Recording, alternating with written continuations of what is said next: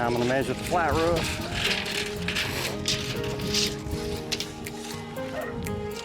Hey everybody, this is Andy with Patterson Adjuster Training, getting ready to do a roof inspection on this roof. So I want you to tag along with me.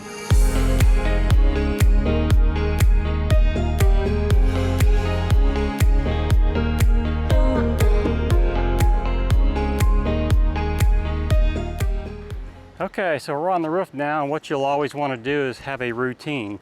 My routine is typically front, right, rear, left.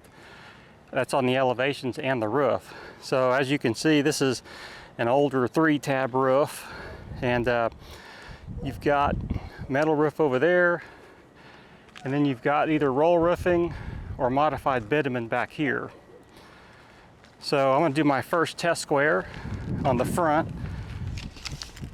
A test square is a statistical representation of the entire roof, and it needs to be 100 square feet. It doesn't have to be 10 by 10. It can be 5 by or 4 by 25, something like that. But I'm going to measure it out.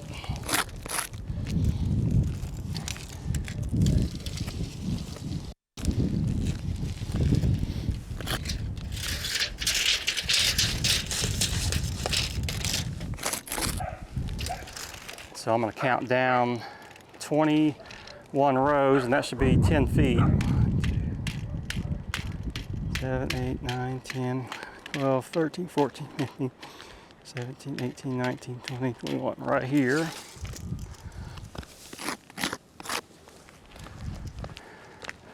And this is going to be our test square. So I always start at the bottom and work my way up.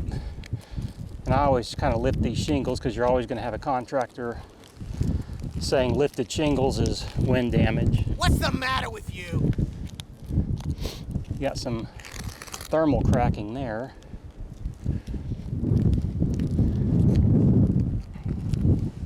And if you do a real close look at that, you can see these cracks in here. A lot of contractors may call that wind, but that's not. That's just thermal cracking. If a shingle is going to get creased by wind, it's going to crease right there where it hinges.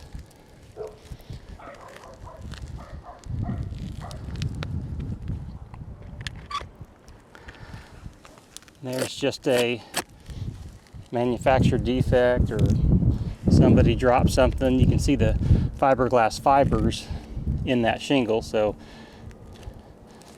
obviously not hail.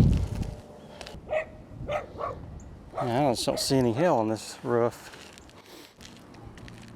So we're going to say front, 0. Now we just step over the ridge and we do our back test square.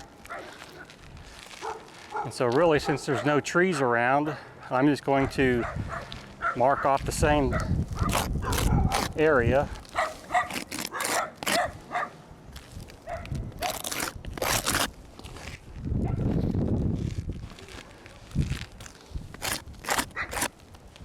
Okay, and I always start at the bottom because you can look up. You never start at the roof and then walk backwards. That's dangerous. You got something that hit it right here, right on this edge. That could be hail. If I'm looking for photogenic hail, I want to find something a little better than that. Again, you got a lot of thermal cracking on this back slope. You can just see it through here. Looks like almost like spider webbing.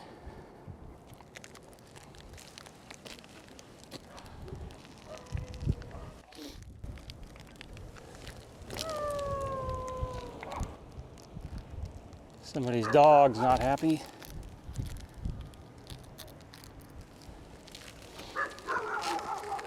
I don't see any hail on this back slope either. I'm going to do back, 0. Now these turtle vents over here are plastic.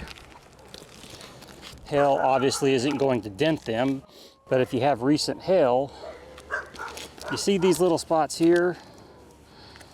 If recent hail hit that, you would see larger spots like this, where it's knocked some of this algae and this dirt off, that's a good place to look. Now sometimes the hail hit it and it'll just crack it.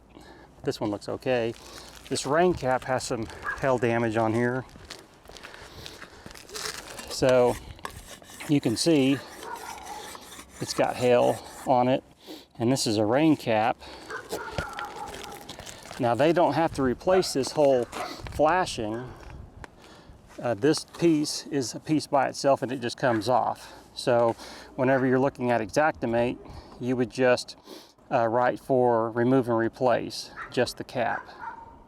And then you've got something that happened here.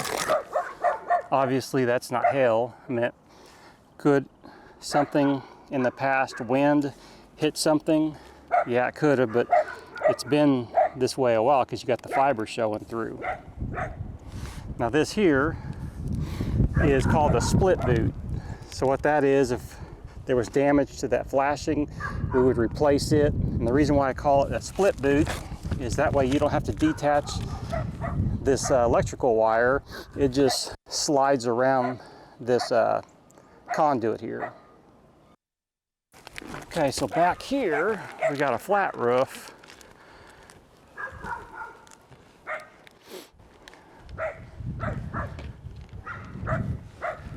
And this looks like torch down, modified bitumen. A lot of times people look at this and think that may be roll roofing. A good way to tell if this is roll roofing or not is I always get to the edge and I try to tear it. If it's roll roofing, it's gonna tear real easy. I'll show you over here.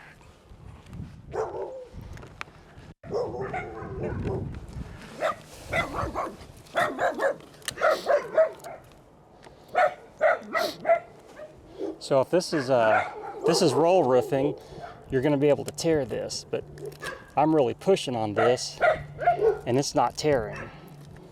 So that tells me this is modified bitumen, and it looks like it's torched down. And the reason why I say that, when you torch it down, you smash this seam down and then your sealant kind of squashes out. And so you got a lot of sealant that's squashed out here. So it looks like torch down. This is pretty resilient to hail. I don't see any hail damage on it, but if you look at these gutters, there's no hail damage in these gutters either. They're nice and clean. You're going to see hail on this top. The dog doesn't like this, but you're going to see damage on these faces, either the back or the front, down in this trough or this edge. And these look really, really clean. Turtle vents look okay.